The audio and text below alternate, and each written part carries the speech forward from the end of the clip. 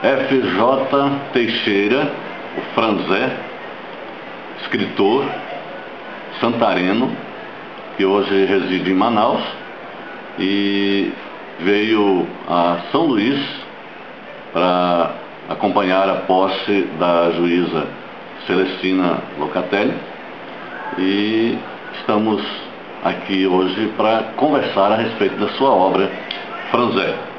Você já lançou, está sendo vendido na internet, o livro O Amuleto Perdido da Amazônia, que é exatamente esse que está aí nas suas mãos.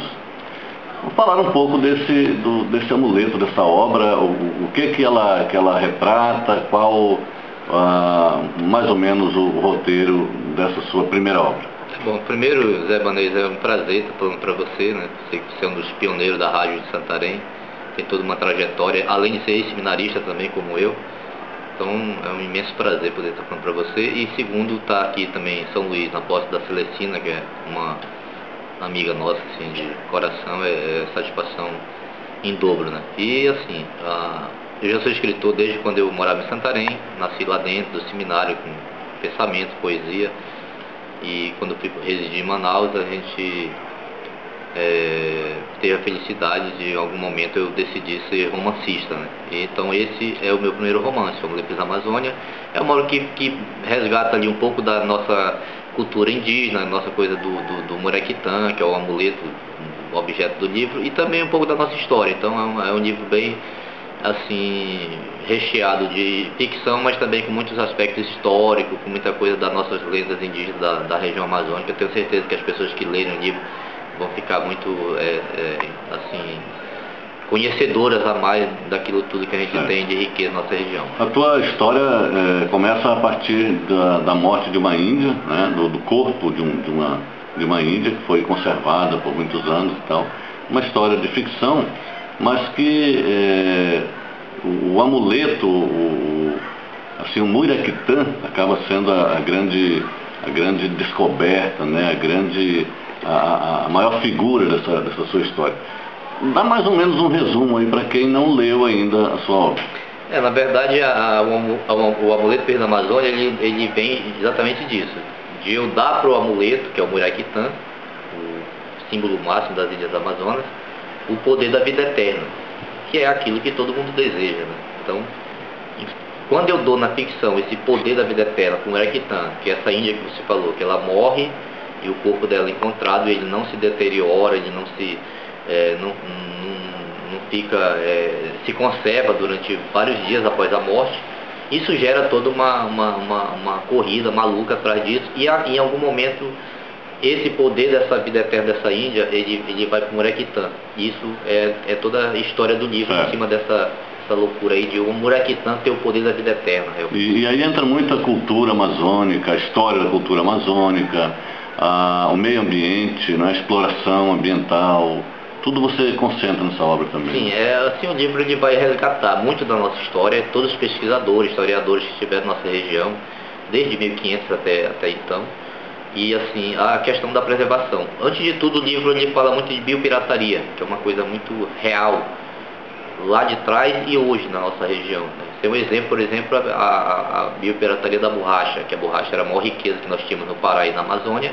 Isso foi levado para a Inglaterra e em algum momento nós perdemos essa riqueza. Então o livro também, ele nos ensina um pouco dessa história. Então o livro, além de ter a ficção, ele tem essa coisa de puxar no leitor essa curiosidade pela nossa história, porque tem muitos fatos históricos, muitos nomes, muitas coisas interessantíssimas assim, da nossa região amazônica.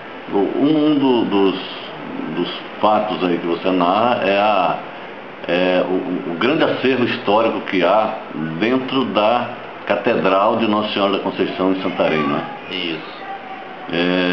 Conta um pouco isso.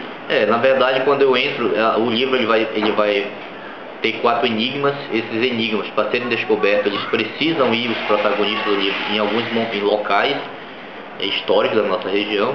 E desses enigmas ele é desvendado dentro da Catedral de Santarém, especificamente olhando a Cruz de Bomártios, que é uma relíquia histórica das mais importantes do mundo, mas que nós santarenos, eu como mocorongo, a gente pouco conhece essa história. Então eu dou oportunidade para o leitor, quando lê minha obra, de entender mais sobre a cruz de Montmartre. Aquela cruz que está lá atrás do altar, lá em cima, lá você vê um crucifixo enorme, aquilo ali é a cruz de Montmartre. Né? Quem é Montmartre? O que foi Montmartre para a Amazônia? O que ele fez na Amazônia? Morou em Santarém? Então, essas perguntas eu respondo no livro. Então, eu não vou responder aqui porque eu quero deixar o leitor curioso, mas é interessantíssimo você, a partir de agora, entrar na catedral e olhar lá para o fundo do altar, lá para a nave mãe, que a gente chama assim, o altar, a nave central, e tem lá a cruz de Montmartre. Né? O que é a cruz de Montmartre? Né? Eu deixo essa pergunta para o leitor. Além desse livro, você tem outros livros já preparados, não lançados, no caso. Quais são os outros assuntos que você vem trazendo aí? Na verdade, eu sou escritor desde os 13 anos de idade. Eu comecei a escrever quando estava no seminário, em Santarém, depois fui para o Obrador, fui estadual. Sou oriundo da professora Helena, do São Luís de Gonzaga. Eu escrevia pensamento, poesia, essas coisas. E a gente vai acumulando isso tudo, né? O escritor, ele sempre tem esse ansejo. Eu sei que você também é escritor, Ibanez, e você sabe disso, a gente tem isso no sangue, a gente vai guardando aquilo que a gente escreve. Hoje eu tenho praticamente 10 livros formatados já prontos para lançar, além de livros de poesia. Esse ano, agora de 2016, eu quero lançar um livro de contos, que é o Achado de Meu Quintal, que esse meu quintal, na verdade, é como se fosse a Amazônia, toda essa minha história dentro da minha região. E eu tenho mais 2 livros de romance na mesma linha do Amuleto, assim, são romances de ficção, mas com muito recheio histórico, né, que eu sempre busco isso nas minhas obras. Então, os meus leitores aí, até 2017, 2018, a gente tem muita coisa aí para acontecer ainda. Bom, você mora atualmente em Manaus, né? Trabalha lá no Distrito Industrial, e você estava me falando exatamente da crise que está atingindo atualmente o Distrito Industrial de Manaus, que é uma questão amazônica, né? Que você, como escritor, sempre está levantando, pesquisando e tal, e parece que o Distrito Industrial de Manaus hoje vive uma crise das maiores dos últimos, uma crise inédita, pelo que você me contou, né? Na verdade eu estou em Manaus desde 1990, eu comecei toda a minha trajetória em Manaus dentro do Distrito Industrial. Tudo que eu tenho hoje e conquistei, eu vivo dentro do mundo da tecnologia.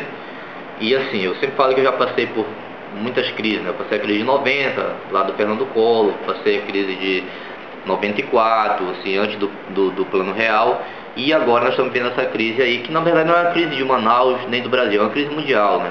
Quem entende um pouco mais de economia sabe que hoje a China não está crescendo como crescia, e nem os países assim de primeiro mundo, segundo mundo estão crescendo, e o Brasil não fica fora disso, né? Então o distrito hoje ele está realmente passando por uma crise muito severa.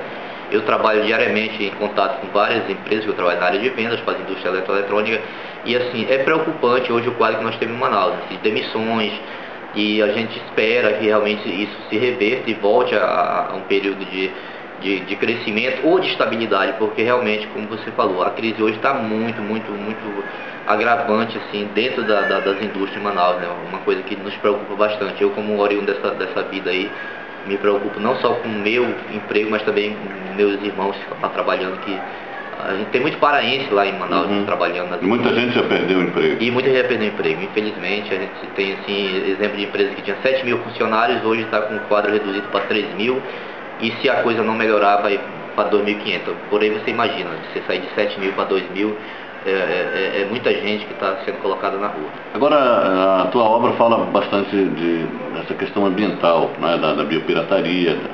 A questão ambiental na Amazônia, ela é muito grave, né? Ainda se mata pela questão agrária, por exemplo, né? Mas com relação a desmatamento, não é? Há uma exploração muito forte da madeira, e na sua grande maioria é explorada ilegalmente, né?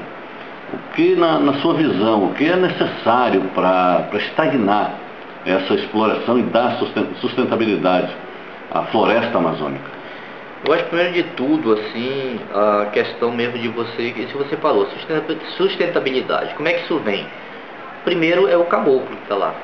É esse cara que vai preservar a floresta. Não adianta vir os estudiosos, as pessoas que acham que entendem de sustentabilidade, falar, teorizar, porque isso não vai resolver. O que vai resolver é você dar condição para aquele caboclo que está lá, que já vive da floresta, que nunca derrubou uma árvore e está lá vivendo, é você dar condição para ele continuar preservando. É simples.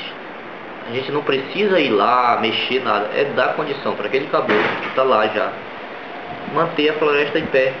E a gente não precisa resolver. Eu sempre falo que o Distrito Jaguar é um bom exemplo. O Amazonas, o estado do Amazonas, é um dos estados que tem a maior parte de floresta ainda preservada do Brasil. Por quê? Porque todo mundo vem para Manaus. Manaus é o grande, assim, aporte de empregos e tal do Amazonas. E é um exemplo, mas não é um exemplo muito bom, por quê? Porque você acaba deixando o interior muito desguarnecido de gente, né? Então, assim, a Amazônia como um todo, começar a olhar para essa pessoa que está lá, que é o caboclo mesmo, que está lá na beiradão do rio Ribeirinho, enquanto aquele agente que vai realmente preservar a nossa floresta, eu acho que a solução é essa. Nossos políticos precisam enxergar isso, né, com mais conteúdo, com mais inteligência, para a gente entender que é por aí que a gente vai preservar a floresta. Bom, com relação ao amuleto perdido da Amazônia, ele está à venda pela internet.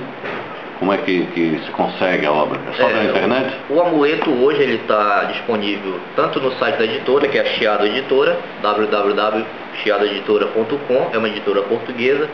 Na Livraria Cultura, basta você entrar na Livraria Cultura e colocar lá o amuleto perdido da Amazônia, ou FJ Teixeira, que é o meu pseudônimo como escritor.